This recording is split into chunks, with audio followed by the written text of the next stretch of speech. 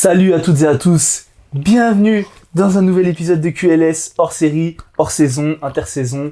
Vous connaissez, ça fait longtemps, ça fait plaisir. Je suis avec mon gars Brad, bien habillé aujourd'hui. Chuch. Wesh, le tissu est doux, hein. Il est doux, ça lave tout drills. Ça vient d'où ça? Ça lave tout drills. Bientôt disponible, hein. J'ai vu avec Khaled en plus là, le poteau à Samet. Très bien. C'est apparemment, ça arrive bientôt. Ça arrive bientôt. Samet, on attend. Drills France. Moi je suis en Puma, mais ils veulent pas me caler. Ah ouais, Puma, ça y est, faut... Gros, tu sais que là, j'ai du buzz, hein. Ah ouais? Là, gros, je suis remonté à 18 000, alors j'étais à 17 500 et tout. Qu'est-ce qui se passe? Bah, rien, j'ai compris ce que les gens voulaient. Des vidéos percutantes, tout ça. Non, franchement, en ce moment, j'ai du buzz. C'est bien. Bref. La vie d'influenceur, ça Ça paye, va? hein. Ouais, ça T'es va. en forme? Franchement, je suis en pleine Bien forme. installé? Je suis bien installé, regardez, nouveaux décors, tout ça, Voilà. On a des juste pas canapés. décoré le mur, Ça arrive. mais au moins on est bien installé, tu Ça vois. arrive, nouveau Donc canapé. et tout. voilà, comme ça les gens peuvent venir dormir, si jamais vous voulez venir dormir. On loue la chambre, 1 000 € la nuit. Et Stark dort à vos pieds. Voilà. Ou à votre tête, au choix. Bon, t'es en forme? Ouais, je suis en forme, franchement, je suis en forme. Aujourd'hui, excuse-moi, vas-y. Non, on m'écoute plus. Mais de toute façon, moi, je sais, dans cette émission, je suis en plot. On m'écoute pas, on coupe la T'es parole. en forme, ouais, ok.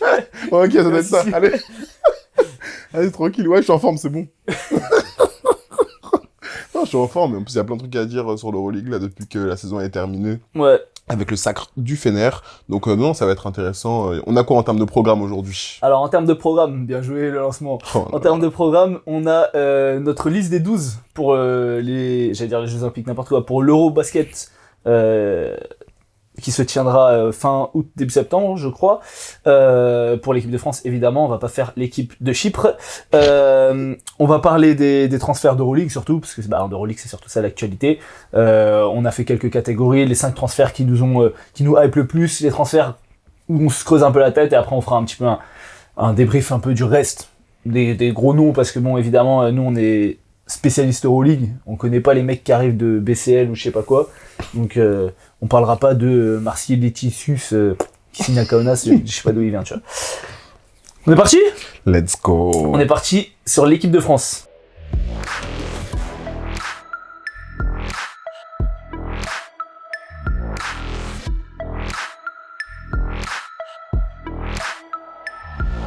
Freddy Fotoux a donné son groupe élargi pour la préparation de l'Eurobasket 2025. Et donc, on va pouvoir discuter des choix. Je pense qu'on aura... Je sais pas si on aura la même équipe. Ah, peut-être pas. Parce que pour moi, il y a quand même des choix évidents. Oui. Mais après, il y a des trucs où on pourra débattre. Je donne le groupe élargi. Isaac Ordinier, Bilal Koulibaly, Moussa Diabaté, Ousmane Dieng, Sylvain Francisco, Nadir Efi, Jalen Horde, Mohamedou Jaïté, Mathias Le Sort, Timothée Luau Cabarro, Théo Malédon, Franck Nilikina, Eli Okobo, Vincent Poirier, Zachary Rizaché, Alexandre Sarr, Mathieu Strazel, Gershon Yabusele. Donc déjà, les premières choses à noter, Victor Wembanyama n'est pas là, Oui. Rudy Gobert n'est pas là, Oui. et Evan Fournier n'est pas là. Oui. Evan Fournier, je commence à me poser des questions quand même. Alors apparemment il s'est enculé la cheville. Cheville. Ouais, mais il a pas fait les fenêtres. En fait, depuis que Fotoux est là, il a rien fait. Fenêtre, et au dernier moment il a dit j'ai des trucs perso. Raison perso. Ouais, mais il joue avec l'Olympiakos. Oui, mais c'est son club, c'est pas pareil. C'est sous contrat. Et la cheville.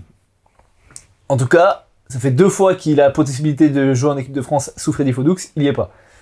Ça se trouve, il y a rien. Hein, Pour mais, moi, c'est un non-événement. Ok. Pour moi, c'est un non-événement. Très bien. Et du coup, Rudy Gobert qui lui aussi a des problèmes perso, et Victor Wembanyama qui, à mon avis, n'a pas eu l'aval des Spurs malgré qu'il fasse des 1 contre 1 contre des man Shaolin. je pense surtout qu'il a préféré se concentrer sur sa rehab pour. Il n'y a pas le rehab, il avait une thrombose. Oui, mais il a été clear to basketball.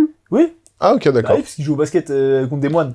Oui, non, mais d'accord, mais je joue contre des moines qui. Non, mais voilà, il a récupéré. En fait, D'accord. la thrombose, c'est. Oui. Il n'y a pas de problème physique. Oui. Il y a juste le problème de sang, et ça c'est bon. Il a été. Ok. C'est pour ça. Sinon, il aurait été annoncé forfait directement, mais là, c'était pas le cas. Ok. Il y avait un doute quand même. Il était bon pour se réentraîner. Donc voilà. Alors, maintenant, évidemment, Mousfal et Thomas Hurtel en ont marre de l'équipe de France. Du coup, ta liste des 12. On peut aller sur les postes 1. Vas-y, commence sur les arrières. Pour moi, il n'y a pas de débat sur ça. Théo Malédon. Ouais. Je pense qu'au vu de la saison qu'il a fait avec l'Asvel, ça me paraît assez clair. Je peux mettre à côté Mathieu Strazel, pas de sujet à mon sens. Théo Maledon, Mathieu Strasel sont en équipe de France. Là-dessus, la saison de Mathieu Strasel, on l'a vu encore sur les finales face à Paris avec l'absence de Mike James. Pas de débat. Après, j'ai mis comment ça s'appelle, Nadir Rifi aussi. Pas forcément sur le poste 1, mais ça j'y reviendrai après. Eh bien, On n'a pas la même équipe alors. on n'a pas la même équipe. On va pouvoir débattre. Mais ça c'est plutôt sur le poste 2. Si je reste sur les postes 1, j'ai Sylvain Francisco et Ilio Kobo. Ok. Ouais, Ilikobo, tu le mets en 1 Non, je mets sur le poste 2 aussi. Donc Mais t'as voilà, pris- mais j'ai les 3. Ok. J'ai Strasel, Théo, Malédon Et Sylvain et Sylvain Francisco. On a les mêmes meneurs, du coup. Oui. Ok. Moi, je suis d'accord. On fera ce que tu vois comme 5 Ok. titulaires après. Yes. Du coup, sur le poste 2, tu nous as déjà dit que tu avais Elio Kobo et Nadir Rifi. Oui, tout à fait. Et tu peux ajouter... Oui, sur le poste 2, tu peux garder ça pour l'instant. T'as que ça comme poste 2 Non, en fait, j'ai un 2-3. J'ai Ouais, Azea vas-y. Cordinier Ok. dessus. Enchaîne sur les ailes, du coup. Et Koulibaly. Ouais. Bilal Koulibaly, Cordinier. Et après, sur le poste 4-5, tu vas avoir du Rizaché, Howard, il y a Gershon Yabouzélé, et tu termines avec Mathias Le Sort. Et j'ai Vincent Poirier aussi, pardon. Ok. Alors, c'est intéressant, parce que moi, j'ai pas mis Rizaché sur les postes intérieurs. Ouais, plutôt poste 3. Parce que moi, j'ai pris Alex Sarr. Ouais. Sur le poste 5. Ouais, Qui fait quand même une première saison encourageante. ouais. On sait que quand tu joues en NBA, t'as déjà quelques points d'avance sur les joueurs Euroleague, FIBA, etc. Mais c'est pas n'importe lesquels, en fait, là. Comment ça? C'est dans le sens où, je suis d'accord, quand t'as un statut en NBA, oui, tu peux avoir des points d'avance. Je suis pas sûr. Après, j'ai pas d'infos, mais je suis pas sûr que Alex Sarr, il a fait une bonne saison et surtout une très bonne fin de saison dans la course au Je crois rookie. qu'il est troisième, il est sur le podium. Podium ou top 5, je sais plus. Non, je crois qu'il est podium. Je crois que c'est 2, c'est Stéphane Cassel qui gagne. Le 2, Oui, c'est Rizaché. 3, c'est Alex Sarr. Et 3, c'est Alex Sarr, je crois. Hein. Ok, Ou top 5. 3 ou top 5. En tout cas, il a fait une bonne saison, quoi. Mais il fait une très bonne saison et il finit vraiment très bien. Mais pourquoi je le mets pas avec des points d'avance? Parce que Vincent Poirier, qui a déjà fait des campagnes. Ah, mais moi, j'ai enlevé aucun intérieur que t'as mis. C'est juste que Rizaché, pour moi, il est un externe. Donc moi, j'enlève un Son externe. poste 3. Ouais. Et du coup, t'as enlevé qui? J'ai enlevé Nadir Rifi. Ah, c'est très dur. J'ai enlevé Nadir Rifi. Ah, c'est C'est très dur. Alors déjà, il y a plusieurs choses. Oh, c'est très très dur. Vas-y. Il y a 2 personnes dont on va parler qui, pour moi, méritent d'y être, mais je pense n'y seront pas, chacun pour ses raisons. La première personne, du coup, c'est Nadir Rifi. Nadir Rifi, franchement, c'est un joueur hyper polarisant. Tu l'aimes ou tu le détestes. Moi, c'est pas un joueur que... Genre, je suis pas fan, tu vois. Pourtant, c'est un joueur qui est adoré par plein de gens. Je suis pas fan, même si, quand il joue comme il a joué sur la fin de saison, quand il y avait pas Maodolo et tout, je le trouve exceptionnel. J'aimerais qu'il tende vers ça. Normalement, il devrait re-signer à Paris. On en parlera plus tard dans les transferts. C'est vraiment un très très fort joueur. Meilleur scoreur de BetClick. Rising Star de l'Euroleague. 14 points par match en Euroleague à 22 ans, sortie de banc. Saison exceptionnelle. Il n'y a rien à dire. D'accord. Commentez si vous avez aimé le truc. Et c'est pas mal ça. Hein. Et du coup, en fait, le truc, c'est que déjà, Freddy Fotoux, il déteste Nadir Rifi. Il le déteste. Ça, c'est acté, genre que ça soit sur les fenêtres, que ça soit même sur les comment dire, les batailles entre Bourg et Paris. Il y a cette animosité. Donc voilà, donc il l'a pris dans le groupe élargi. Après, Freddy Fotoux, de ce que je sais, enfin de ce qu'on voit et de ce qu'on entend, c'est un coach qui est très sanguin. Est-ce qu'il a assez de recul pour mettre son bif personnel avec un joueur pour son truc de sélectionnaire? Écoute, il l'a pris dans le groupe élargi. Maintenant, sur un point de vue purement basket, indépendamment des affinités avec le sélectionneur. Pour moi, il faut que tu arrives à avoir un équilibre offensif et défensif. Oui. On a vu, notamment lors de la Coupe du Monde, qu'on était en galère offensivement. Oui. On n'avait que des bons défenseurs, mais on ne savait pas attaquer. Là, tu vas quand même avoir des mecs qui, offensivement, peuvent te proposer quelque chose. Gershon Yabouzélé, quand même, sur les 2 dernières saisons, il t'a montré qu'en équipe de France, c'était un mec, quand tu lui donnes la balle... C'est ton leader. Voilà, c'est ton leader. Isaac Cordinier a énormément progressé. Oui. Zachary Rizaché, mine de rien, a fait quand même des pointes à 35, plus de 35 en NBA. Donc, qu'est-ce qu'il peut apporter dans un rôle FIBA? En tout cas, il peut t'apporter. Mais je compte même pas Zachary Rizaché. Avant Zachary Rizaché, t'as quand même Théo Maledon, Oui. qui offensivement Alors on pourra en parler un peu plus en détail, mais offensivement, c'est une option offensive. Sylvain Francisco, qui est un pétard ambulant. Oui. Eli Okobo, qui est un pétard ambulant, parce que là, du coup, si tu pars avec 3 meneurs, Eli Okobo sera plus en rôle de poste 2 scoreur. Ouais. Donc en fait, t'as déjà, et on a vu lors des fenêtres internationales, que Freddy Photos compte responsabiliser Eli Okobo, et il lui a bien rendu d'ailleurs, notamment avec le buzzer beater, c'était face à la Bosnie, je crois. Ouais, c'est ça. Et du coup, en fait, t'as déjà ces deux profils-là, sachant que, en plus des deux profils pétards ambulants, t'as Mathieu Strazel qui peut te mettre des points, Théo Malédon qui peut te mettre des points, les Cordiniers, les Rizaché, etc. Nanana. Mathias Le Sort aussi, qui, si tu lui donnes la balle en bas, il peut te mettre des points. Donc en fait, offensivement, t'as des créateurs. T'as 4 vraiment créateurs. Tes 3 meneurs plus Eli Okobo. Tu vois. Et encore, j'en ai visé à Cordinier, qui nous a montré qu'il était capable de faire des trucs. Donc pour moi, ce serait bête d'enlever un joueur pour remettre Nadirifi qui potentiellement n'aurait pas beaucoup de temps de jeu, va jouer 10-12 minutes. Alors on sait qu'il est capable de prendre feu en 10-12 minutes, mais comme Sylvain. La seule différence, c'est que Nadir, il a l'habitude de jouer sur un petit temps de jeu, mais dans ce cas-là, à la limite, je cut Sylvain. Et je fais passer, tu joues avec 2 meneurs, et des fois, tu as Isaïe qui peut soulager un peu à la main, ou Eli qui peut jouer un peu à la main. Mais en fait, je pense que partir avec 4 grands, c'est un peu léger.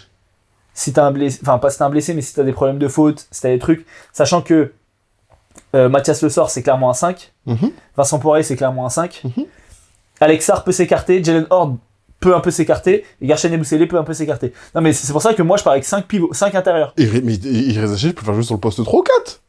Rezaché en 4, c'est compliqué. Hein. C'est plus un poste 3, oui, mais tu peux, pour jouer élargi, tu peux. Mais attends, avant d'aller là-dessus, c'est quoi ton deuxième que tu cut? Parce que tu m'as dit j'en ai 2. Le deuxième, c'est Mame Jaïté. Que je cut et que je trouve qu'il mériterait d'y être, oui. Mais la concurrence est telle que... et après, faut voir sur le training camp, etc. Mais j'exclus pas que Mame Jaïté prenne la place d'Alex Sarr. Même si c'est pas le même profil, où il peut pas moins s'écarter, t'as un vrai pivot avec des bonnes mains à qui tu peux donner la balle en bas, qui va être une doublure de Mathias Le Sort, et qui peut t'apporter des points, et qui en plus, on l'a vu, à la passe, est quand même... un joueur assez exceptionnel, on l'a vu sur Monaco, sur le short roll, tous les décalages qu'il a vu sur les finales contre Paris, il y a un momentum où il fait 4 passes décisives comme ça, il enchaîne. Franchement, moi j'adore Mame Jaïté. Donc, et il fait une énorme saison, surtout depuis que Spanoulis est arrivé. Donc, s'il y a moyen qu'il se glisse, ça me choquerait pas. Ok. Je suis en total désaccord avec toi sur Nadirifi. C'est pas un joueur dont je suis le plus fan, même le style de jeu. Mais il mérite, hein. Moi, je suis d'accord. Tu me dis, il mérite. C'est ça. C'est que le style de jeu, tu peux ne pas apprécier, et je peux comprendre que certains n'apprécient pas. Des fois, le côté un petit peu bêtard ambulant, le côté moi, c'est manque pas de conscience. Le style de jeu, c'est... Le côté manque de conscience. Fois, les tirs, c'est nappe. Le côté manque de conscience, mais pour moi, c'est criminel s'il fait pas l'Euro. C'est criminel. Vraiment, c'est le même crime qu'il y a eu avec Sylvain Francisco, qui n'a pas fait les Jeux Olympiques, et qui était même pas dans la présélection. C'est exactement la même chose il est pas à l'Euro. Au vu de la saison qui vient de sortir, au vu des finales qu'il vient de faire, avec des choix des fois très dramatiques, mais même, ne serait-ce que sur le Game 5, comment il relance, parce qu'il relance Paris quand ils sont dans un trou, à un moment Monaco est à plus 8 ou à plus 9, ils sont dans un trou, il met un tir exceptionnel pour relancer le momentum, et après bien sûr il y a un petit les puissants dont on parlera un peu plus tard, qui a fait le taf, mais je suis en total désaccord là-dessus. Je sais que tu dois faire un choix, je sais qu'il y en a un des deux qui sera pas pris, parce que tu peux pas partir avec tout le monde, c'est une réalité. Moi j'ai choisi ça parce que Théo Malédon, Mathieu Strazel, c'est des locks. Pour moi, il y a même pas de débat, il y a pas de sujet. Après, ça se joue sur le poste 1, donc oui, tu vas avoir, comme je le disais, Isaac Cordinier peut dépanner un petit peu. Eli Okobo, on sait qu'il peut jouer, et on l'a vu aussi là, avec l'absence de Mike James, il a su alterner, il a su être très très bon. Sur les fenêtres, tu l'as très justement dit, il a montré qu'il pouvait avoir ce rôle, et je pense qu'il va avoir la clé un peu de la seconde unit, ce que Vincent Collet n'a jamais su faire avec Eli Okobo. Mais, en fait, c'est trop dur, parce que je vois la saison de Sylvain, en Euroleague, je vois comment il vient de terminer le championnat. Oui, la fin du championnat lituanien aussi. Il est MVP des finales de championnat lituanien. Hein. Il a sauvé son équipe sur le match Game winner, etc. Donc, exceptionnel. C'est très très dur de le cut. Mais je sais que peut-être qu'ils partiront pas tous. Mais moi, j'ai choisi ça parce que, en fait, c'est trop dur de choisir. C'est trop dur de choisir. Ouais, mais bon, là, on est dans un truc où... Et je choisis, c'est pour ça que moi j'ai Sylvain et que j'ai Nadir, que j'ai Ilé Kobo, parce que, oui, Et du coup, pourquoi t'écartes Alexar? pourquoi j'écarte Alexar? Parce que j'ai déjà des garanties dans l'effectif que j'ai, que Alexar ne m'a pas montré, ou en tout cas, j'ai moins de garanties avec Alexar. Je dis pas qu'il peut pas le faire, hein, mais ce que Alexar fait, donc sur du tir extérieur, Jalen Hall peut le faire, Gershon peut le faire, en moins grand, mais peut le faire complètement. Stéphane, c'est son père. Zachary Rizaché peut le faire sur un poste 3, donc j'ai moins besoin d'avoir quelqu'un qui s'écarte. Oui, mais défensivement. Défensivement, Effectivement, Alexar, c'est quand même... c'est un profil à la Victor... en moins fort, tu vois. Mais c'est un profil à la Victor C'est Wembanyama, vrai. hyper athlétique, hyper longiligne. c'est vrai. T'as pas ça. J'ai T'as Vincent Poirier, Oui, qui mais peut défendre. c'est pas le même... Oui, c'est pas le même morphotype. défensif, Et tu c'est vois. pas le même morphotype. Il peut aller plus en hauteur, mais j'ai Vincent Poirier. J'ai Gershon qui peut défendre. J'ai du Bilal Koulibaly Personne sur les... il sera pas dissuasif sur des... Ce sera pas dissuasif, mais la défense, ça reste collective. Oui, On n'a pas toujours besoin d'avoir Alexar ou Rudy Gobert pour bien défendre. Ce que je veux dire, c'est que pour moi, t'as déjà ce qu'il faut offensivement. Et à choisir, j'irai sur un mec défensif qui va plus m'apporter défensivement. En Alexar. On va cut Nadir Rifi là, c'est ça qu'on me dit. Mais moi, ça me fait mal. Non, c'est trop Quand grave. quand je vois la saison que Nadir Mais oui. fait. Mais... Il faut récompenser un Mais moment. dis-toi que là, on est en train de débattre de ça, il n'y a pas Evan Fournier. Mais justement. Sinon, Mais- ça aurait été encore plus dur. Ah bah ça aurait été un autre sujet, mais justement, il est pas là. Donc c'est comme Victor Wembanyama, il est pas là. Donc il y a des ouvertures, tu vois, il y a des ouvertures. Ah, mais pour moi, l'ouverture, elle va être pour Sylvain. Rudy Gobert, il est pas là, il y a des ouvertures sur le... Tu vois, c'est des choses comme ça, des ouvertures. Là, aujourd'hui, Sylvain, oui, mais quand on a dit... non. La saison qu'il a fait en Euroleague. Dites-nous dans les Oh là commentaires. là, là, non, c'est trop dur. Si vous gardez Nadir en plus de Sylvain. Il faut même me parler pas d'affect, hein. On commence à me dire, non, mais je l'aime bien. C'est pas ça qu'on veut savoir, parce que tu l'aimes ou tu l'aimes pas, Non, mais comme je l'ai dit, moi. c'est pas question d'affect. Je préfère 1000 fois Sylvain Exactement. Francisco à Nadir Rifi, Oui, mais on pour parle autant, de jeu, de basket. Je pense que tu peux mettre sur le même pied les saisons de chacun des joueurs. Exactement. Sachant que t'en as qui fait quand même playoff Euroleague, champion. Alors les deux sont champions domestiques. Nadir Rifi, même s'il est pas MVP, parce qu'en même temps il joue avec un poteau, c'est compliqué. Mais il fait quand même une grosse finale. Sur 10 minutes. Sur 10 minutes. Là, t'as 10 minutes. Il te faut un petit éclair, un petit coup de jus. Non mais c'est le profil parfait, je suis d'accord. Mais dans ce cas-là, ça fera doublon avec Sylvain, je pense. Parce Ok. qu'à la main, les minutes elles vont déjà être distribuées hein, entre Mathieu et Théo. Il y aura pas beaucoup de minutes à se mettre à la main. Donc dans ce cas-là, et encore une fois, dans ce cas-là, tu fais rentrer Nadir, mais Nadir ne joue pas meneur ou très peu. Ah bah oui. Donc, Il joue poste 2, mais- donc ça veut dire que tu le mets à côté d'un... Potentiellement, si t'as pas Mathieu ni Théo sur le terrain, que tu le mets à côté de... Mais en vrai, je pense que Mathieu et Nadir, ça peut marcher. Mathieu Nadir, ça fonctionne très bien. Ça peut marcher. Hein. Et de toute façon, ils vont pas tous jouer 35 Non, minutes. mais, Hein. non, mais encore une fois, Le choix du roi, le choix de Nadir riche. Rifi mérite largement sa sélection. Fallait faire des choix. C'est vrai, ok. J'ai mis Alexar, même si je suis pas fan d'Alexar. Alors, on peut parler de... Puisque... Pourquoi Bilal Koulibaly étant un lock pour Pourquoi tous être les un deux. lock? Parce que je sais pas ce que les autres vont en Parce penser. qu'on pourrait dire, tu mets Nadir à la place de Bilal. Impossible. Il fait pas non plus une saison exceptionnelle. Non, si. En fait, moi, je trouve que ce garçon, à chaque fois que tu le regardes, il est en constante progression. Je trouve exceptionnel la progression du Bilal T'as Koulibaly. regardé des matchs des Wizards cette année? J'ai regardé le match des Wizards, c'était très difficile. C'était très très dur, on va pas se mentir. J'ai regardé, mais au-delà de ça, franchement, tu regardes sa saison au Mets avec Victor, Oui, non, mais c'est un mec qui progresse qui tout le le temps. met en Ça fait lumière 2 ans qu'il finit pas la saison parce qu'il est blessé, quoi. sur la fin de saison. Mais franchement, tu regardes sa saison, il progresse à la création, dans le ball handling, sur sa capacité à mettre des tirs, à être... Je t'avoue, j'ai pas trop regardé. Et Je non, pense pense qu'il sera un lock. C'est une vraie progression, et en plus de ça, défensivement, ce qu'il est capable de faire quand ça l'envoie sur les meilleurs extérieurs en NBA, c'est quelque chose d'assez Ouais, mais impressionnant. du coup, potentiellement, tous les jours. C'est un profil ultra similaire à celui de Isaac Cordigné. Progression offensive à la création, mais très très fort défenseur, capable un peu de shooter à 3 points, mais c'est pas non plus sa force. Oui. C'est des profils ultra similaires. Mais plus grand, Oui. plus long. Et du coup, est-ce que ça peut pas desservir Isaac Cordigné? Ça peut le desservir. Je vois pas Isaac Cordigné pas être dans les 12. Mais c'est ce que j'allais te dire, ça peut le desservir, mais pour moi, Isaac Cordigné est un Après, est-ce lock. qu'Isaac Cordigné fait une meilleure saison que Nadir Rifi? Non. Alors, individuellement, non, peut-être Mais pas. collectivement non plus. Mais Ni après, individuellement, ni après, collectivement. Bologne est champion. Oui, d'accord. Enfin, ils sont en Euroleague, ils étaient dans le Oui, mais ça, c'est c'est autre le championnat chose. italien. Hein. Mais pour moi, Cordigné, c'est pas un lock. Bah, moi, je l'ai mis. Non, mais non, c'est pas ça. C'est pas un lock. C'est un lock tous Bah, les jours. Après réflexion. C'est un lock tous les jours. Non, mais ce que je veux dire, c'est mais- que pareil. tu peux dire Nadirifi over Isaac Ordinier, je vais pas te jeter des pierres. Je vais pas te jeter des pierres, mais Parce que- il y en a un qui a performé sur la plus haute scène du monde. Voilà, le truc, c'est Oh. qu'avec ce qu'il a fait l'année Attends. dernière, je pense qu'Isaac Ordinier Oh, attends, on est où là a du crédit. Sur les Jeux Olympiques, mais là sur la saison, Ok. si tu prends pas, mais Je sur suis la d'accord. saison, on peut les mettre côte à côte. Je suis d'accord. Le truc, c'est que, en effet, chef. il a cette expérience et ce crédit qu'il a eu l'année Il y dernière. avait des 4K comme ça mettait des gros tirs en demi-finale, ça mettait des tirs en quart de finale, ça mettait des back-to-back 3 points. Poto, crois-moi que c'est un lock. En plus, défensivement, ce qu'il a fait, crois-moi qu'Isaac Ordinier, s'il est pas dans la liste, on va aller à la Fédération Française de Basket. Ça, Alors, ton 5 titulaire, parce que c'est sûr qu'on n'aura pas le même. sur le poste 1. Et j'ai beaucoup réfléchi. J'ai beaucoup réfléchi. Je suis encore en hésitation. Je sais. Moi, j'étais sûr, mais là, en fait, j'ai Non, moi, j'ai pas de certitude. Qu'est-ce qui m'empêche de mettre Mathieu Strazel sur le poste 1, meneur titulaire? Qu'est-ce qui m'empêche? Bah, rien.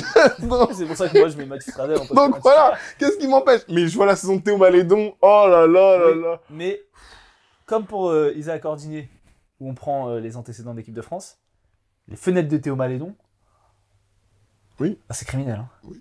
Oh là là, les 2 matchs qu'il a fait là pendant les fenêtres. Et alors, quand t'as Mathieu Strazel, Et Mathieu Strazel, il a été là.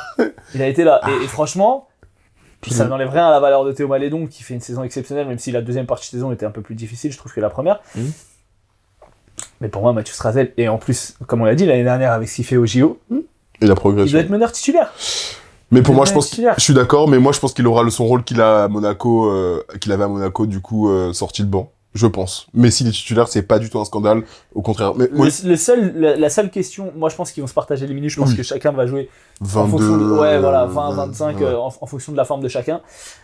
La seule question, c'est au niveau de la complémentarité, parce que Théo Malédon est quand même un meneur scoreur, slasher, et si tu commences sur les ailes, et de ce que j'ai l'impression sur les ailes, tu vas plutôt commencer avec des mecs plutôt forts défenseurs, donc c'est mieux si t'as un meneur plutôt scoreur, même si Mathieu est capable de scorer, Théo Malédon, voire Sylvain Francisco, mais bon, Sylvain sera pas titulaire, sont plus capables de scorer, donc tu peux avoir un peu cette alternance, et donc sur une seconde unit, avoir Mathieu Strazel qui va peut-être un peu plus distribuer, et on a vu par exemple sur les fenêtres que Freddy Foto aimait bien faire des binômes qui se connaissaient, par exemple on voyait Neil Sako qui jouait beaucoup avec Théo Malédon, on voyait Makundu, Strazel et Okobo qui jouent ensemble, et donc du coup tu te retrouverais sur un banc avec Okobo et Strazel qui ont joué depuis Tout à 3 fait. ans, enfin 4 ans Ils même, se parce qu'à la connaissent ils par étaient ensemble, ils Exactement. se connaissent par cœur, donc il y a aussi cette alchimie, donc je pense en effet que Théo Malédon sera starter, mais je voulais quand même dire que les fenêtres qu'il a fait c'était c'est dramatique, donc que Mathieu Strazel, pour moi, mérite d'être starter Mais sur il le sera pas, je pense. je suis d'accord. Enfin, pas les qualités intrinsèques, mais sur le niveau qu'il a proposé depuis qu'il est en équipe de France. Moi, mon sac, il est simple. Hein. Ok. Théo Malédon, Ouais, Zéa Cordinier, ouais, Bilal Koulibaly. ouais. Non, pas moi, pas pour moi. mais- J'hésite encore sur Bilal Koulibaly, mais là, je l'ai comme ça, Bilal Koulibaly. Poste 4, Gershon Yabouzélé, Évidemment. et le sort. Ouais, ça, y a pas de débat. Donc, sur ça. en fait, c'est sur le poste 3. En fait, ça dépend. Si t'as Zéa Cordinier, t'as pas besoin d'avoir Bilal Koulibaly sur le poste 3. Là, pourtant, c'est toi qui viens de le mettre. Non, mais je t'explique. Ok. Là, je le mets comme ça, mais je réfléchis, ça, c'est mon 5. Mais si t'as Zéa Cordinier en poste 2, et je pense que c'est ce qui va se profiler, j'ai plus besoin d'avoir un poste 3 shooter. Tu vois? Un poste 3 shooter qui va pouvoir écarter le jeu. Même si Gershon peut le faire sur le Et, poste 4. Enfin, je veux dire...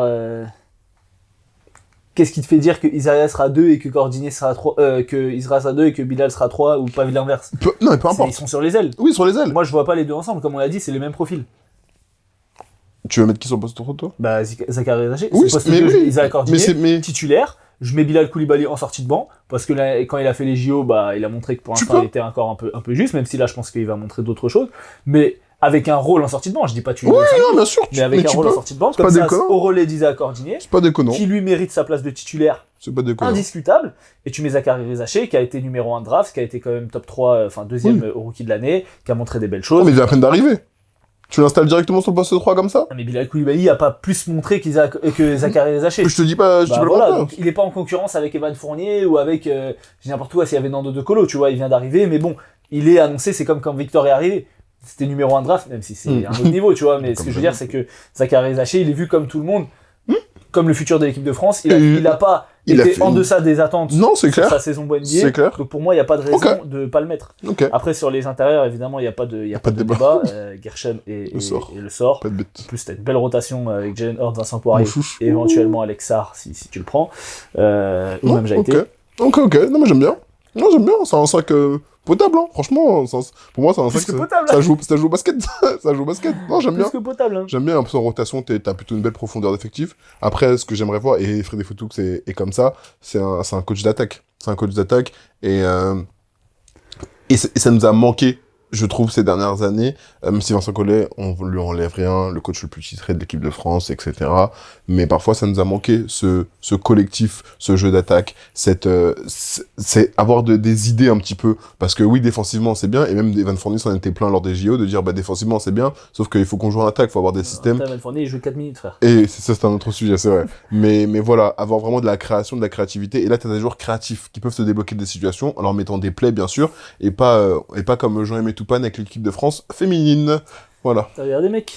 J'ai regardé, et c'était un scandale d'avoir perdu face à l'Espagne. T'as regardé les U19? Non, très peu. Ils ont perdu contre la Suisse, frère, en plus, c'était à plus 15. De très loin, j'ai regardé, j'ai vu, j'ai entendu, mais par contre, Jérémy Toupane, c'était très scandaleux ce qu'il a fait avec l'équipe de France féminine, dans la lignée de Valérie Garnier. On est fatigué. Oui, c'est tu maîtrises, non, mais c'est tu maîtrises le basketball féminin? J'ai regardé, mais parce que j'aime bien le basketball féminin, c'est scandaleux. J'aime beaucoup. Ouais, ça c'est l'autre équipe de France féminine. C'est scandaleux. Franchement, c'est scandaleux, hein. On a perdu face à... Je sais pas. Après, on a perdu face à l'Espagne. Je sais pas, j'ai l'habitude qu'on perde face à l'Espagne. Mais le basket féminin, je suis pas. Frère, ils ont fait que tirer à 3 points. Parce qu'on avait une belle adresse, mais ils ont fait que ça. On proposait rien. C'était trop, on dirait Didier Deschamps avec l'équipe de France de foot. On proposait rien. On est là, ça marche pas. Allez, tout pour Kylian. Là, c'était la même chose. Sauf que Iliana Rupert n'a pas eu d'adresse. Sauf que oui, Valérien Nayahi a pu débloquer des situations. C'était scandaleux. Voilà, c'était juste mon petit tir sur Jean-Aimé Toupane. Il faut libérer l'équipe de France féminine. On a une génération exceptionnelle, avec des joueuses exceptionnelles, même s'il nous manquait beaucoup de grands noms. Gabi Williams, etc. Très bien. Dominique Malonga, Marine Johannes. Super. On a des joueuses qui étaient là présentes. Faites jouer cette équipe de France correctement. Au bout d'un moment, il y a des filles qui jouent en Euroleague. Frère, elles sont là. On les voit jamais. Il les fait jouer 10 minutes. Vas-y, bref, ça m'énerve. On va te faire un segment basket féminin. Parce que t'as l'air chaud. Ça m'énerve. Très bien. C'est bon pour l'équipe de France? C'est bon pour l'équipe de France. Ok, très bien. On va passer tout de suite sur les transferts Euroleague.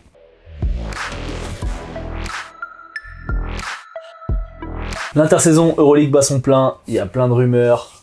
Putain, plein, frère. Il y a plein de rumeurs. Il y a beaucoup de mouvements. Des mouvements très chauds. Des mouvements un peu incompréhensibles. Donc on va un peu détailler tout ça. Évidemment, on va pas parler de tout, parce que ça y est, frère. Mais on va commencer par les 5 transferts qui te hype le plus, que tu as hâte de voir dans leurs nouvelles équipes. Alors, il y a des trucs qui sont pas encore officiels, mais comme j'en trouvais pas 5 dans les trucs officiels, j'ai pris quelques rumeurs aussi. Ah, moi j'en ai 5. Hein.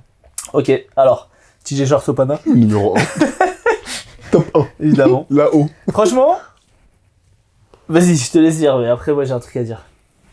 Je suis pas spécialement fan du fait qu'il aille au Pana, parce que tu joues à côté de Kendrick Nunn, qui porte déjà beaucoup la balle, et en plus il va jouer avec un coach, Ryan Ataman, je sais pas trop ce que ça va donner, mais je suis hype parce que ce garçon ne cesse de progresser depuis Beaune, il a tout raflé sur le championnat. Est-ce qu'il progresse ou est-ce qu'il est juste trop fort? Quand t'es le meilleur partout, on sait pas si tu progresses, hein. Bah si. T'es le meilleur partout, et en fait, en plus, juste que tu joues pas contre les mêmes. C'est ça, mais en fait, ça se trouve, il était déjà au même niveau qu'il était cette année, c'est juste qu'il joue en BCL, quoi, ou en Eurocup. Complètement, mais en tout cas, il est vraiment fort. Je l'ai vu là, je t'ai dit. Quand il était dans les tribunes, parce qu'il est venu célébrer avec nous, il était juste à côté de moi. Et j'ai dit, you the goat, we love you. Il s'en battait les couilles. Ah putain, je suis mort. Non mais c'était lourd. Franchement, le match 5 là, le match 5, même moi je regardais derrière ma télé, c'était exceptionnel. Mais on m'a vu, mais comment? Est-ce qu'on m'a vu à la télé? Ah, j'ai pas fait attention. Okay. Mais non, franchement, TJ Short au Pana, j'attends de voir parce que il a jamais eu un coéquipier aussi fort que ça aussi à côté de lui, Kendrick Nunn. Non. Léon Kratzer, ouais, d'accord. Il a jamais eu un coéquipier aussi fort. Donc, hâte de voir ce que ça va donner. Hâte de voir comment il va être installé, parce qu'on sait que c'est un joueur aussi qui a besoin, qui a la balle, qui est un vrai général, qui est un vrai manager, pas du tout, un capitaine, un vrai leader. Donc non, hypé au max pour TJ Short dans cet effectif-là. Et bah, tu vois, moi au début, on l'a dit, qu'est-ce qu'il allait foutre au Pana? Il y avait d'autres clubs qui avaient d'autres projet, je pense, intéressant pour lui et tout, notamment le Barça, ou même l'Olympiakos, tu vois, qui Ouais. l'amène est plus léger, même s'il y a Keenan Evans, mais bon, on sait pas quel Keenan Evans on va avoir. Mais en fait, en y réfléchissant, Kendrick Nunn jouait très peu meneur. Ah bah il non. jouait un peu meneur, mais très peu, tu vois, c'était pas lui qui portait la balle, surtout Jerian Grant ou Kostas Lukas. Et en fait, là, tu vas avoir un Kendrick Nunn en mode assassin, en mode, poteau, il y a l'autre qui va te créer des décalages, tu vas être dans un fauteuil, prends tes tirs, de temps en temps, enfin, tu auras toujours tes plays et tout, mais je pense que si Ergin Ataman n'est pas trop débile, il va laisser Kendrick Nunn être l'initiateur de l'attaque quand TJ Short sera sur le banc, et c'est un backcourt exceptionnel. Et en fait, je pense que TJ Short, parce que c'était ça l'inquiétude que j'avais, c'est que à Paris, il était omnipotent dans le jeu, c'était vraiment lui qui a influencé tout. Et en fait, je pense pas qu'il va perdre tant que ça en usage rate, on va regarder l'année prochaine, mais je pense qu'il aura beaucoup la balle en main, et je pense que tu as récupéré le meilleur meneur d'Euroleague. T'as toujours Slukas en sortie de banc, qui sera aussi peut-être plus dans un rôle poste 2, à voir comment ils vont répartir les minutes. T'as Jerian Grant aussi, mais qui sera peut-être un peu délesté justement de ce truc de porter la balle, et qui sera plus concentré sur les tâches défensives. Sachant que bon, ça on y reviendra après aussi sur le recrutement, mais du coup très hypé par ce move, et au final, après réflexion, je vois l'alchimie, je vois le projet qui peut être dévastateur, sachant qu'on n'a pas parlé de la raquette, mais bon. Voilà. On fera la preview quand tout le monde aura fini son petit marché, mais le Pana, pas dégueu. Ils ont déjà réussi leur intersaison en tout cas. Ils ont récupéré leur intérieur. Parce que Mathias Lassor a beaucoup manqué quand même. Ah oui. Je pensais que tu parlais d'un autre, mais bon, c'est pas sûr. Non, je pense pas. Ok, ton deuxième transfert qui te hype. C'est un de ses coéquipiers à Paris, Ah ouais, mais, je l'ai pas vu. mais qui va en Grèce du coup. Franchement, Tyson Ward Olympiakos, j'aime beaucoup. Je pense qu'il peut remplir le rôle de, comment ça s'appelle, de Papa Nicolaou, et en fort défenseur, et en même temps capable de tirer externe, d'apporter tout ce que les petites choses. Papa Nicolaou a fait une bonne saison, mais je pense que voilà, Tyson Ward c'est plus fort. Tu vas délester Sacha Vezenkov et Evan Fournier aussi sur l'attaque. Je dis pas qu'il va tourner à 15 points, c'est pas du tout ça, mais en fait il remplit tellement de cases Tyson Ward que je trouve le fit tellement parfait. Mais tellement parfait, Barzokas, à l'inverse d'Ergin Ataman, est plus intelligent, même si des fois il a un peu du mal à s'adapter en live durant les matchs, mais je sais il continuera à faire très bien jouer cette équipe, et que je me dis qu'avec un line-up où t'as Evan Fournier, Tyson Ward, Sacha Vezenkov, relou, parce que je vais te concentrer sur Evan Fournier, je vais te concentrer sur Vezenkov, plus l'intérieur sur Mamjaité ou sur Nicolas Milutinov. Franchement, relou. Je suis très hypé de voir ça, de voir ce qu'il va pouvoir apporter. C'est mon deuxième. Écoute, moi je suis pas plus hypé que ça. D'ailleurs, interview de Tyson Ward disponible toujours sur notre chaîne YouTube, allez voir. Mais je pense que Tyson Ward va être dans un rôle, comme tu l'as dit, défenseur. Je pense pas qu'il va jouer plus de 15 minutes. Il aura forcément des tirs en bout de chaîne parce que il y aura d'autres gens qui vont créer des espaces. Mais je pense pas que ça va faire une. Je pense que ils l'ont pris comme un joueur de rôle de rotation qui va apporter ce qu'il est capable d'apporter. Je me dis pas que ça va révolutionner la phase de l'Olympiakos, d'autant que même si apparemment depuis décembre c'était plus ou moins signé, déjà interrogation, est-ce que Barzokas va rester ? Oui, ça. Parce que ça c'est pas sûr. Deuxièmement, à un moment il était question que McKissick prenne sa retraite, ils l'ont convaincu pour qu'il reste, Papa Nicolas aussi, peut-être que ce rôle allait diminuer, et finalement apparemment ils lui ont dit que peut-être il allait continuer à avoir un gros rôle, donc en fait il y a quand même un embouteillage sur le poste 2-3 parce que t'as déjà Evan Fournier. Il va jouer 3. Hein ? Il va jouer 3. Oui, t'as Papa Nicolas et McKissick quoi. McKissick, oui, moi j'aime bien, mais... Non mais ce que je veux dire c'est que en fait de ce qu'on a entendu, les joueurs qu'on pense qui peut remplacer, donc on a dit Papa Nicolas, au final ils vont être confortés un peu dans leur rôle. Alors est-ce que c'est une décision du président, est-ce que c'est une décision du coach, est-ce que le coach va rester ? Il y a beaucoup d'interrogations.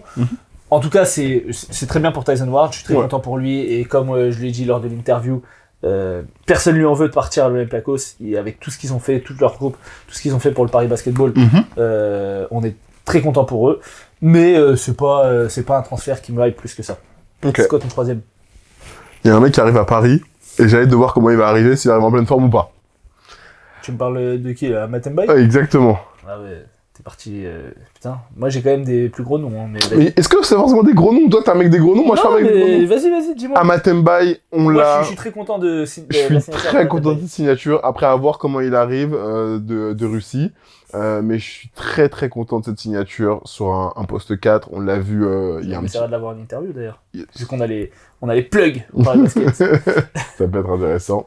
Mais en tout cas, j'ai hâte de voir vraiment comment il va arriver parce que moi j'adore ce jeu. Dernière image qu'il nous a laissé, elle était plus que bonne, notamment aussi avec l'équipe de France. Franchement, il a eu un super rôle. C'est un joueur qu'on aime, c'est un joueur qui est capable de tirer à 3 points, c'est un joueur qui est smooth as fuck. On a vu des vidéos, etc. Très fort. Après, ouais, c'est la question, c'est physiquement comment il est, voilà, bon. et l'impact qu'il va avoir. Ce que je disais, c'est que voilà, Eric McCollum avait 37 ans, on disait aussi, bah, il est vieux, etc. On a vu l'impact qu'il a eu au Fener. Et il est parti. Bon. Ouais, il est parti. Mais du coup, Amatemba, excellente recrue, et c'est ce que je disais. Pour moi, pour l'instant, c'est le deuxième meilleur joueur du Paris Basket avec Nadir Efi. Ouais, t'es d'accord? Pas d'accord? Si, ouais, voilà, donc mais pareil, c'est pas mon top 5 dans mes top 5 transferts, mais je suis d'accord. Toi, t'as hypé par rien de toute façon. Bah, je vais te dire alors, parce que là, t'en as fait 3, moi j'en ai fait qu'un seul. Vas-y. Je suis hypé par Moses Wright à Kaunas. Oui, ça allait arriver, je l'ai mis, Voilà. avec son coéquipier. Très bien. Ils sont deux. Ouais, je suis d'accord, sauf que l'autre il arrive sur le poste de Sylvain. Même si je pense qu'ils vont jouer beaucoup à 2 arrières. Oui. Mais j'ai. Disons que Nigel Williams-Goss va enlever un petit peu de la création à Sylvain et que Sylvain n'est jamais aussi bon. C'est pas vraiment un mec de bout de chaîne, c'est un mec qui a besoin d'avoir la balle en main, on l'a vu quand c'était son équipe, qu'il était en confiance, qu'on le laissait faire des erreurs, mais en même temps qu'on le laissait créer. C'est là qu'il était le plus dangereux. Donc bon, Nigel Williams-Goss, je suis très content, j'adore ce joueur et tout, c'est super. Mais Moses Wright, il vient combler un trou parce que t'avais Birutis et Brian Dunston. Bon, qu'on aime bien, mais que ça reste lège. Là, t'as Moses Wright qui est quand même un pivot qui a un potentiel pour faire des saisons à la Tyreek Jones, à la Josh Nebo, etc. Hyper athlétique, bon mobile défensivement, et puis que tu vas pouvoir aller chercher en l'air aussi. Donc avec Sylvain et Nigel Williams-Goss, il va pouvoir se régaler. Donc ça, vraiment, j'ai vraiment hâte de voir parce que c'est un move qui peut faire passer Kaunas vraiment, sachant qu'ils ont fait déjà une bonne saison. Alors ils sont séparés de Trinkery. Oui.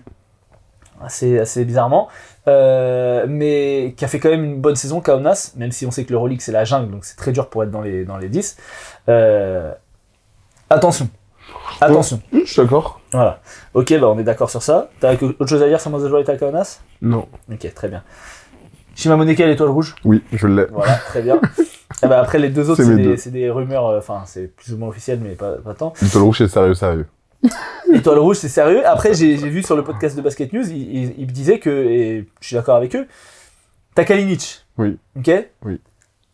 T'as signé Ogeli aussi. Oui. Qui a un 3-4. C'est bien, mais c'est moins fort que Shima Moneke. C'est plus régulier, je trouve. C'est pas les mêmes profils. Mais t'as 3 joueurs qui sont des titulaires Euroleague sur ce poste-là. Oui, mais Kalinic va jouer poste 4. Oui. Voilà. Shima Moneke va jouer quoi? Non, Shima Moneke va jouer 4, je pense. Ou Shima Moneke 4 et Kalinic 3. Et c'est très bien. Et donc Ogeli en sortie de banc. Voilà. C'est pas mal. Après, c'est pour une équipe qui a de l'ambition, c'est bien. Bolomboy sur poste 5 et en rotation, t'as Petrousev. Petrousev, c'est pas sûr qu'il reste. Si, il reste. Pour l'instant, il est à l'Olympiakos. L'Olympiakos et l'Étoile Rouge se sont mis d'accord, mais lui, il sait pas encore ce qu'il veut faire. Sachant qu'à l'Olympiakos, il y a de la place sur le poste de pivot. Donc voilà. Mais Moneke, pour revenir sur le transfert de Moneke, voilà, il sort de Baskonia enfin. On sait quel genre de joueur c'est. C'est un twinner 3-4. Capable de manier la balle, capable d'apporter de l'agressivité, du rebond offensif, de la course, capable quand il est dans des bons soirs de mettre dedans à 3 points. Voilà, c'est un joueur qui va être adoré par son énergie à l'Étoile Rouge. Donc franchement, j'ai hâte de voir ça. J'ai hâte de voir ça. Ça va être un peu plus excitant que de le voir à Baskonia. C'est clair. Je suis d'accord. Ensuite, mes 2 derniers, du coup, toi on a tout dit, du coup. Moi j'ai tout dit, après il y a des transferts, quand même, je veux voir. Mais donc mes 2 autres. Mirotic à Monaco. Oh, mais c'est pas signé encore. Mais c'est pour ça que je t'ai dit, j'ai pris 2 rumeurs. Ah ouais, j'ai pris 2 rumeurs parce que les 2 autres que tu m'as dit, ça me hypait pas plus que ça, quoi. Mais c'est pas signé encore. Enfin, Mirotic à Monaco, c'est quasiment signé. Hein. Ils l'ont pas annoncé, mais c'est plus officiel que le deuxième que je vais donner. Okay. Mais oui. Voilà, Mirotic à Monaco, on l'a dit. Alors, est-ce que ça va coller? Est-ce que Mike James va rester? Sera plus là. Est-ce qu'Eli Okobo va rester? Oui. Quelle équipe de Monaco tu vas avoir? Mike James, apparemment, est parti pour rester dans les dernières nouvelles. Mais voilà, Mirotic, offensivement, on sait ce que ça va t'apporter. En fait, j'aime pas trop le joueur, donc je vais pas dire que j'ai hâte de voir, mais je suis très curieux. Je suis très interrogatif sur comment ça va se passer et quelle va être l'identité de jeu de Monaco, parce qu'on l'a dit, Spanoulis a essayé de faire beaucoup bouger la balle, etc. Mirotic, c'est pas trop son truc.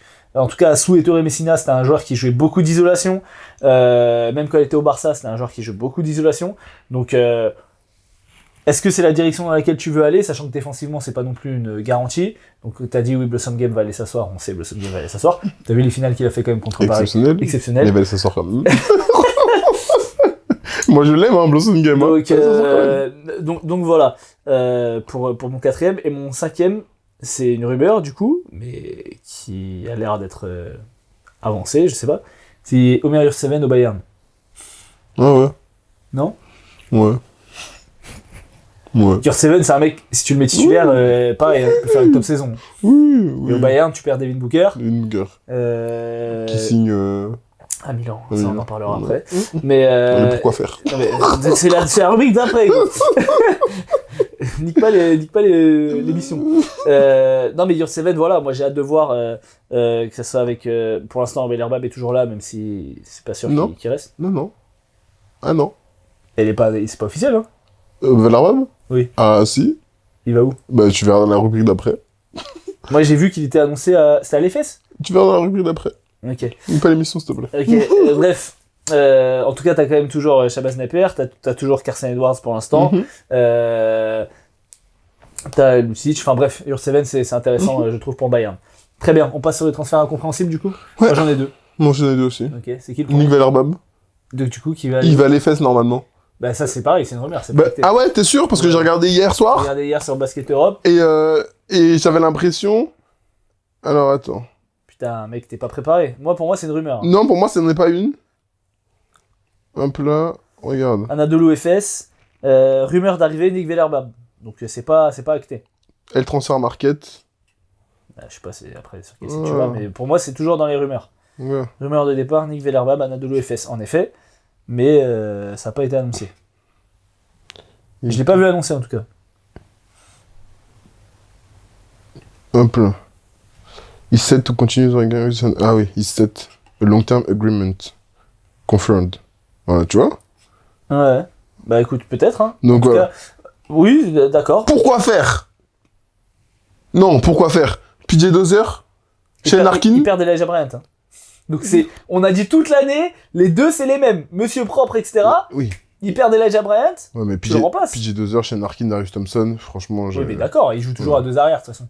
Sachant que PJ Dozier, en vrai, c'est un 3, même s'il manie la balle. Voilà. Et après j'ai Ojeleye à l'étoile rouge, en sortie de banc, d'accord, mais ils ont 800 joueurs sur le même profil, ça y est, au bout d'un moment. Putain, bah alors là, tu vois, c'est marrant, parce qu'on n'a pas du tout les mêmes. T'as qui, toi? J'ai Devin Booker.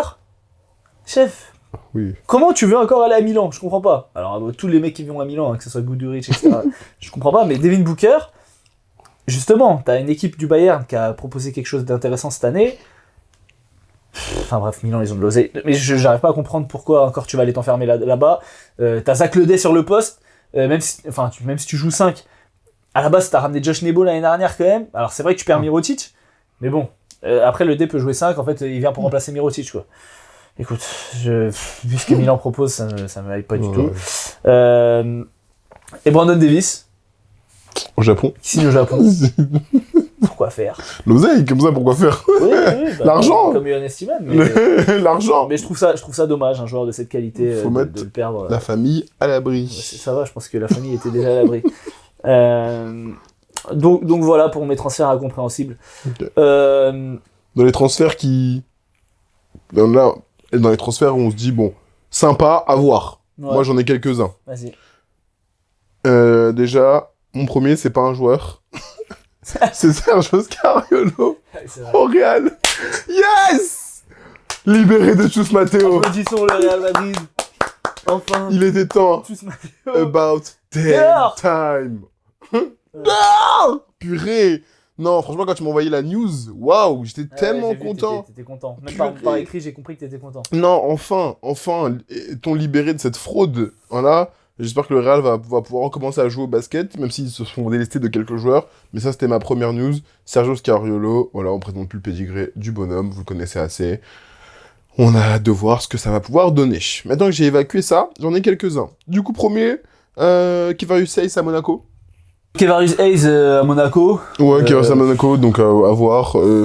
Pas hypé. T'as même déjà été... Non, t'as pas majorité. Hein. Non, Manjete, il est parti, pardon. Non, c'est pas ça. Comment il s'appelle? Bah, t'as Daniel Tice. Daniel Tice. On sait pas trop l'avenir de Moteunas. Je pense qu'il va partir.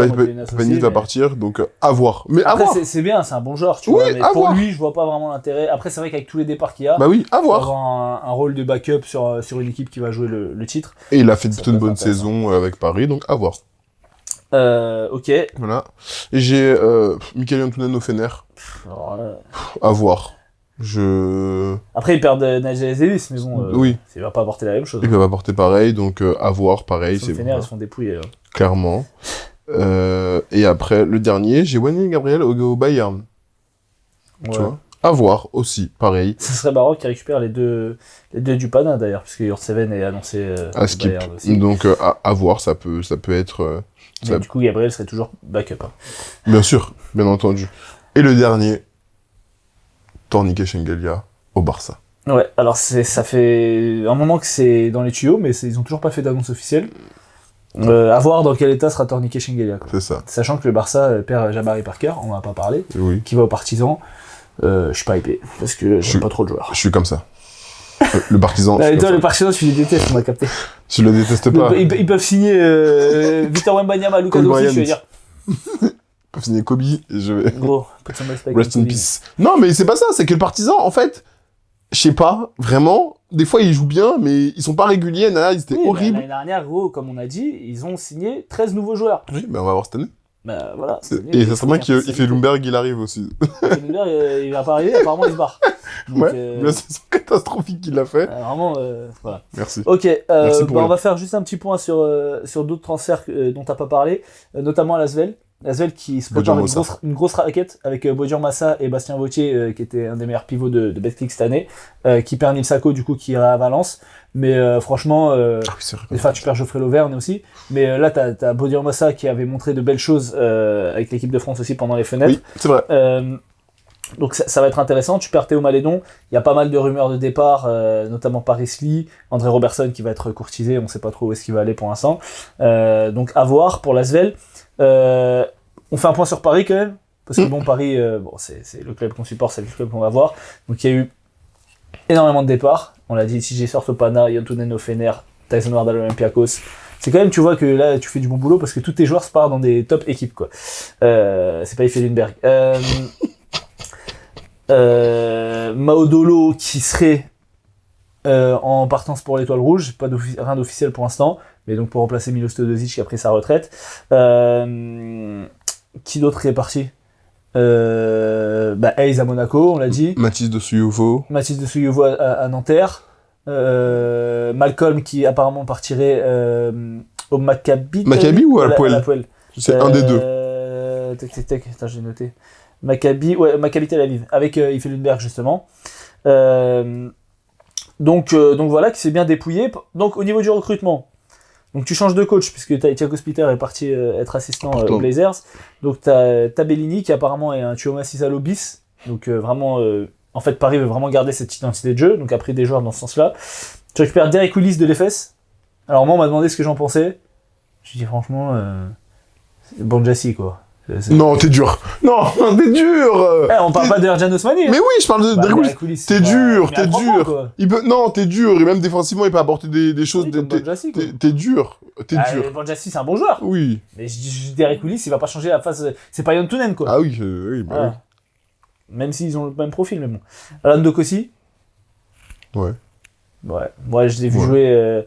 Je l'ai vu jouer quand on a fait sur les playoffs là contre Paris. Il fait un match à 3-14 au lancer, je crois. Alors c'est bien, c'est un joueur qui est athlétique, c'est un joueur qui va courir, c'est un joueur qui va pouvoir jouer de la transition, qui va défendre et tout.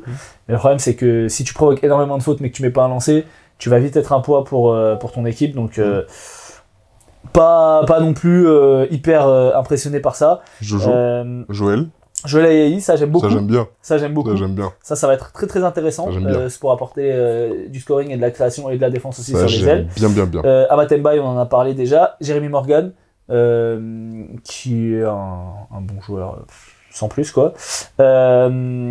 Et donc, dans les rumeurs aussi, t'aurais Ismaël Bako, qui est un pivot qui a déjà joué l'Euroleague et tout, qui peut être intéressant aussi. Et qui est-ce que j'oublie Putain, j'ai oublié un mec. Bref, je sais pas, ça me reviendra. Je l'ai pas du tout. Ouais. Ah oui, bah si, ils veulent signer un meneur pour remplacer TJ Shorts. Apparemment, il serait sur un certain Justin Robinson, je crois, qui tournait à 20 points de moyenne en championnat italien. Pareil, c'est un petit meneur gaucher. De toute façon, ils ont scouté que ça, des petits meneurs gauchers. Donc, qui lui, apparemment, s'est bien avancé et qui devrait rejoindre le Paris Basketball. Nadir Hiffi, qui était pressenti aussi du côté de Monaco, apparemment devrait rester, même s'il a fait une déclat il y a quelques jours où il disait « Je ne suis pas sûr de rester à Paris ». Bon, normalement, il reste. Pour un salaire toujours dérisoire par rapport à ce que tu vois sur le marché.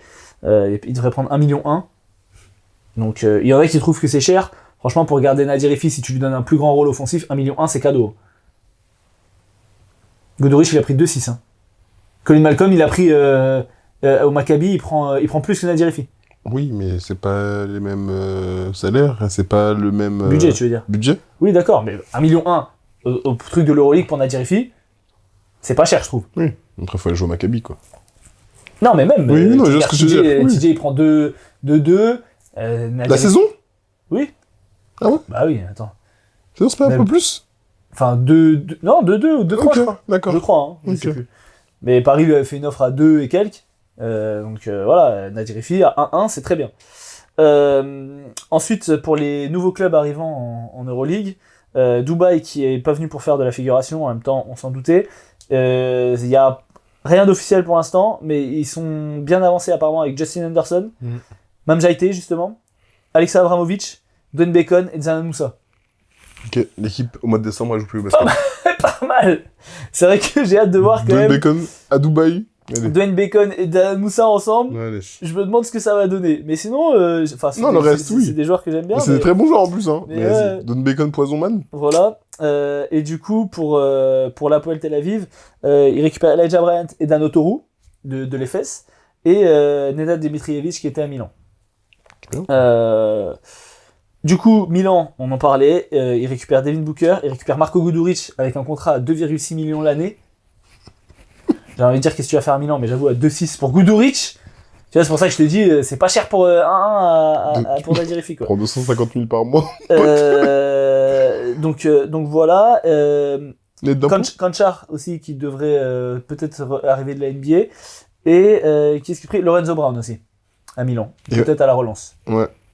On n'a pas parlé d'un truc auquel je viens de penser. Côté Pana, avec peut-être l'arrivée de Valanciunas. Ouais, bah on allait en parler. Donc du côté du Pana, apparemment il serait sur Valanciunas. Alors c'est pas sûr parce que là j'ai vu les derniers trucs que Denver serait sa ligne, je sais pas quoi. Serait chaud pour le garder et tout, et c'est ce que je peux comprendre. Nous on était contents qu'il signe à Denver. Maintenant, quand t'es Valanciunas, alors quel intérêt d'aller. Enfin, je préfère jouer derrière Nikola Jokic que derrière Mathias Sessor. Toi tu me dis qu'il va pas s'asseoir derrière Mathias Sessor. Dites-nous en commentaire. Mais pour moi, il n'y a pas un pivot qui arrive en Euroleague, même quand Daniel Theis... alors, le sort était blessé, donc c'était différent.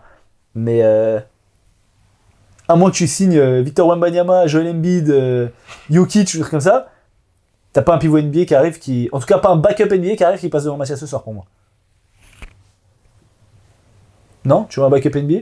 Dans André Jordan, il passe devant Mathias Sessor ? Moi, je suis d'accord sur le principe. Jackson Hayes ? Oh purée, vas-y. Moi, je suis d'accord sur le principe, t'as raison. Mathias Sessor, pour moi, est un titulaire, il n'y a même pas de sujet, il n'y a même pas de débat. Est-ce que quand tu le signes, eux, ils le voient comme ça ? Quand tu signes Valanciunas, est-ce qu'ils le voient de la même façon ? Je sais pas. Non, mais après, je pense que déjà, ils ont re-signé Mathias Sessor avec un énorme contrat pendant qu'il était blessé, donc ils comptent sur Mathias Sessor. Bien sûr, ça, il n'y a pas de débat. Ils lui ont montré. Maintenant, Mathias Sessor est aussi au courant que à chaque fois, il signe des gros joueurs. Regarde l'année dernière, il signe Ur7.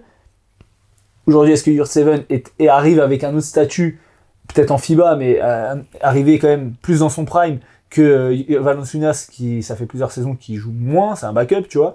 Non, mais Et pourtant, Yurtseven, on a vu le rôle qu'il a eu au Pana. oui. C'était clairement le backup. Mais c'est moins fort que Valanciunas, hein. Tu trouves? Ah oui, c'est moins fort que Valanciunas. Valanciunas, c'est plus fort. Plus fort sur quoi? C'est beaucoup moins mobile, hein. Ça prend moins de alley-oop, de choses comme ça, mais ça a plus de fondamentaux, c'est dur au mal. C'est plus fort en post-up. Et encore, Yurtseven est un bon joueur de post-up, mais défensivement, t'es moins mobile. Moi, j'attends de voir. Vraiment, j'attends de voir. Moi, c'est une bonne recrue, oui. c'est sûr. Mais pour moi, il n'y a aucun monde où Mathias Sessor va s'asseoir sur le banc pour Valanciunas. Même si on sait qu'en Euroleague, ça veut rien dire d'être titulaire. Tu peux être titulaire et des fois sortir du banc, etc. C'est pas forcément gage du fait que tu vas jouer beaucoup ou pas. Okay. Le Barça aussi, qui du coup, tu l'as dit, devrait signer Shengelia, devrait signer aussi Will Clyburn, et éventuellement Yohan Makoundou, qui serait de retour de prêt à Monaco, mais qui serait donc envoyé au Barça. Le Fener, donc champion en titre, qui se fait piller. Nigel Davis qui signe à Phoenix. McCollum qui repart en Eurocup. Marco Guduric qui part à Milan. Biberovic qui était pressenti pour aller en NBA aussi. Va falloir combler les pertes. Et c'est pas avec Mikael Yontunen, même si on l'aime beaucoup, que tu vas combler ces pertes-là. Ils peuvent signer Samet. Ouais, ça va être bien. Voilà. Tac, tac, tac. Ah oui, pour finir sur le Pana, parce que je voulais quand même en parler. On n'a pas parlé, mais il signe Toliopoulos. Alors toi, tu m'as dit que tu savais pas qui c'était. Numéro 7 de la Grèce, au dernier... Oui, c'est le petit, là. Ouais, j'adore ce joueur. J'adore ce joueur, très fort shooter, très fort joueur, très fort attaquant. Quel rôle il aura au Pana, sachant que c'est un joueur qui vient de division... Enfin, qui joue pas en Euroleague. Mais en tout cas, j'aime beaucoup. Moi, j'aime beaucoup. Est-ce qu'il est plus fort que Shai Alexander? Oui, je pense. Moi, je ne pense pas. Est-ce que Andrew Nembhard peut tenir Toliopoulos? Je ne pense pas. Donc voilà, allez voir ma dernière vidéo sur Andrew Nembhard et la défense. On a fait le tour? On a fait le tour, mec. Bon, il y a encore pas mal de choses qui vont bouger. Oui. On refera peut-être une vidéo d'ici là. Je sais pas, on verra. Peut-être avec la preview. En tout cas, n'oubliez pas de vous abonner, de liker la vidéo, de commenter. Dites-nous en commentaire. Voilà, on vous a posé plusieurs questions. Quel transfert vous hype le plus? Quel transfert vous ne comprenez pas? Est-ce que Jeremy Toupin doit être viré? Également, est-ce que Bradley doit se manger un contrôle de l'URSSAF? Waouh! Est-ce que Stark va croquer Bradley? Voilà, dites-nous tout ça en commentaire. En tout cas, on vous dit à très vite. Je sais pas, à très vite, peut-être ce sera dans 2 mois. Mais gardez la pêche et Babanks.